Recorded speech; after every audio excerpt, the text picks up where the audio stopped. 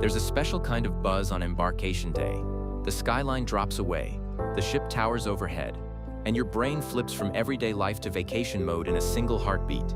That's exactly why people make sloppy choices in the first hour and spend the next 7 days untangling them. Not you. Not after this. Here's a clean, practical walkthrough of the 12 things you should never do the moment you board, plus 2 simple bonus moves that make the day feel effortless instead of frantic. Pay extra attention to number 7. That quiet little setting has blindsided even veteran travelers with bills nobody wants to see. Number 1. The same-day flight gamble. It sounds efficient. Land in the morning, roll straight to the port, step into the atrium like a movie star. In reality, it's betting your entire trip on airlines being perfect. A single delay, a missed connection, a weather hold, or a mechanical issue can turn your dream week into a dockside soap opera. The ship won't wait for you, and travel insurance won't rewind time. The relaxed, grown-up move is to arrive the day before. Sleep near the port, wake up unhurried, grab a coffee and stroll to the terminal when your window opens. That extra hotel night buys calm, protects your investment, and turns the start of your cruise from a sprint into a glide. If you want it even easier, bundle hotel and shuttle in one pre-cruise package so you're not juggling ride shares with half the city. Number 2. Ignoring your arrival window. Those check-in time slots aren't arbitrary. They meter the flow so the terminal doesn't grind to a halt. The mistake isn't arriving early or late, it's pretending your choice doesn't matter. Show up hours ahead of your slot and you might breeze through, or you might stand outside until your color is called. Aim for early afternoon and you might skate past crowds, then walk straight to an open cabin, but you'll miss some ship time. Decide intentionally. If you want photos on an empty promenade and time to explore, pick an earlier window and accept that you may wait to access your stateroom. If you want fewer lines and less wandering with a tote bag, pick later and savor an effortless glide from terminal to room. Either way, showing up with a plan beats rolling the dice. Number 3. Handing the porter your whole life. Porters are fantastic for big bags, but don't hand away your entire day. Those suitcases vanish into the loading maze and reappear hours later. Keep a small carry-on with the things you actually need: passports and cruise documents, medications, wallet, jewelry, phone, chargers, sunglasses, camera, and anything irreplaceable. Add a swimsuit, sunscreen, and a light outfit so you can swim or freshen up before dinner. Keep wearables, printed tags, and confirmations with you, not buried under piles of shoes. Nothing chills Embarkation Day faster than realizing your ID is riding a conveyor belt while you're trying to check in. Number 4. Smuggling prohibited items. Cruise ships are floating cities with their own safety rules, and security isn't a suggestion box. Irons, steamers, heating coils, candles, hot plates, and surge-protected power strips are classic no-goes. Some ports even discourage camouflage patterns. Trying to sneak just one through slows you down, risks confiscation, and can trigger a luggage hold that keeps your bag off the hallway cart until you personally visit security. 5 minutes scanning your line's do not pack list before you zip your suitcase saves you an hour of detours later. If you're worried about wrinkles, pack wrinkle release spray and hang clothes as soon as you get the room. For power, a compact USB-only charging hub keeps everyone's devices topped up without violating rules. Number 5. Treating the muster drill like a chore to dodge. By law, every guest must complete the safety drill. The good news, it's simple now. Watch the short videos in the app or on your cabin TV. Then walk to your assigned assembly station and get scanned. Done. Put it off and you'll hear your name echoing through announcements while your favorite pool chair gets claimed by someone who finished on time. Knock it out the moment you board, then exhale. You've just unlocked the rest of your day. Number 6. Starting the trip like it's a bar crawl. If you bought a package, day 1 whispers, make it count. That's how people stumble into day 2 with a pounding head and a blurry memory of sail away. Beyond comfort, there's a practical angle. Some policies limit coverage if an accident happens while you're intoxicated. Add hot sun, sea breeze, and excitement, and dehydration sneaks up fast. Alternate water with cocktails. Eat real food and set a sustainable pace. Your package runs all week.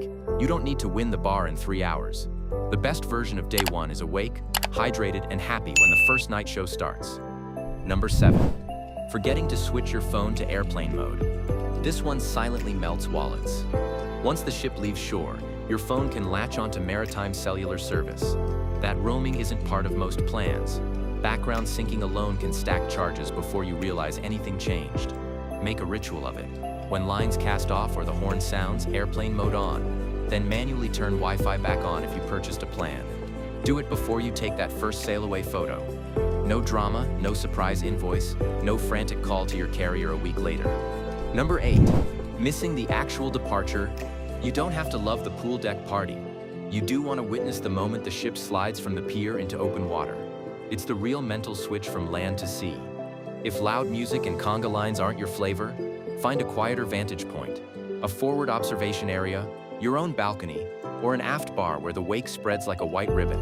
The party is optional, the departure is not. Don't be inside unpacking socks when the skyline shrinks and the horizon opens. Grab a spot, breathe, and let it sink in that you're really gone for a week. Number 9, treating your room attendant like background noise. Your cabin attendant is the heartbeat of your personal experience. They do more than fluff pillows. They deliver daily planners and notices, help field practical requests, and often solve issues you never see. On day 1, introduce yourself and state any soft preferences early. Extra pillows, a top sheet, bed configuration, the mini fridge cleared, more ice, fewer decorative cushions. Embarkation day is a whirlwind, so if you miss them, leave a friendly note with non-urgent requests. A little kindness multiplies all week, and your room starts running like it was set up just for you. Number 10, beelining to a room that isn't open. If you board early, assume hallways will be roped off while the crew turns cabins. Sometimes you can slip in to drop a carry-on, but it's not guaranteed. Use this pocket of time for a ship scavenger hunt. Find your muster station, the theater, the gym, the spa, the kids club, the quiet lounges, and the quickest staircase from your deck to your favorite venue. If you carried on water or permitted wine, consider a slightly later arrival window, so you're not hauling it around for hours. Mapping the ship beats hovering in a corridor waiting on a door that isn't ready. Number 11, living out of a suitcase after your bags arrive. As soon as your luggage hits the hallway, claim it and invest 20 focused minutes to unpack fully. Hangwood creases, shelf-folded clothes, park shoes tidily, line up chargers, and designate a drawer for passports and daily essentials. Bring a few slim, foldable hangers to augment the closet. Most cabins stash empty suitcases under the bed. Do it right away, and the room instantly feels bigger and calmer. Getting ready for dinner becomes easy instead of a zipper rummage that sends socks flying. Number 12, spending your first hour in the guest services line. That long serpentine queue on day 1? Mostly people pushing for last-second upgrades or trying to sort something that could wait. Modern ships sail near full, free upgrades are unicorns, and paid ones are often claimed before boarding. Unless your issue is truly urgent, let the rush pass. Explore the top decks, grab a relaxed lunch, or take those first photos while the atrium looks like a festival. If you do need the desk, circle back later that evening or first thing in the morning when the queue has vanished and the staff can help you without a lobby soundtrack. Bonus tip 1. Skip the day 1 buffet for a better first meal. The Embarkation buffet is famous and chaotic for the same reason. Everyone goes there at once. Trays sit, tables clog, and it feels like a mall food court in a storm. Check your app or the daily planner.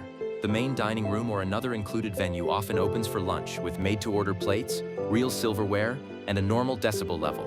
You'll start your vacation with a calm meal instead of a balancing act, and a hunt for napkins. Bonus tip 2. Weatherproof your zippers before you leave home. Bags sometimes sit on a pier or tarmac in surprise rain. A quick coat of fabric water repellent along your zipper seams can keep moisture from sneaking in, so your first outfit doesn't feel like a damp handshake. It takes 2 minutes, costs almost nothing, and buys peace of mind if the clouds misbehave. Thread all of this together, and Embarkation Day becomes the smooth on-ramp it's supposed to be. You arrive the day before, show up at the terminal in your chosen window, breeze through with documents in your pocket and essentials in your carry-on. You knock out the muster drill immediately, sip something cold without trying to set a personal record, flip your phone to airplane mode before the horn fades, and claim a quiet vantage point to watch the coastline slip away. You meet your room attendant politely, explore instead of hovering in the hallway, unpack the moment your bags appear, and save any non-urgent questions for a time when the atrium isn't auditioning for a theme park queue. Do that, and the ship suddenly feels like it's on your schedule. You're not fighting crowds, you're sidestepping them. You're not surviving day 1, you're savoring it. And that calm momentum carries forward into a first dinner where the kitchen is hitting its stride, into a first show where you know exactly which seats you want, into a first sleep where your room already feels like a private base camp rather than a jumble of zippers and tags.